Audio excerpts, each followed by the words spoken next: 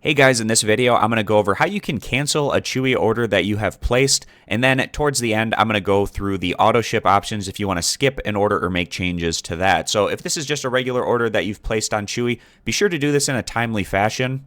But what you're going to want to do is go down here towards the bottom and click on your account, and then click on your order history. Then select the order that you'd like to cancel. And in the order information, we're going to scroll down to the bottom. And you can see all the way down here at the bottom, there is the option to cancel the order. Now, if you'd like to make specific changes to an auto ship order, we're going to go back to the home page and we're going to click on the auto ship option. And for your auto shipment, you can click on where it says manage auto ship. And there's a lot of different customizations that you can change in this area. So you can select the next order date. You can change the frequency of your auto ship. It also gives you the option to skip an entire auto ship order, or you can have it order right now. And you can even go through and adjust the quantity of a product or skip a particular product and still have the other parts of the shipment get sent to you with auto ship. And you can see below each product, there's the option to skip it once, remove it from an auto ship order, or change the quantity of the product.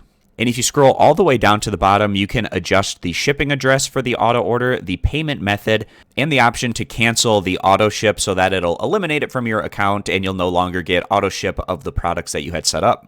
So I hope this video was helpful going through the step-by-step process on how to cancel just a regular order or change your auto ship. I appreciate you guys stopping by. Consider subscribing to the YouTube channel, and I'll see you back here next time.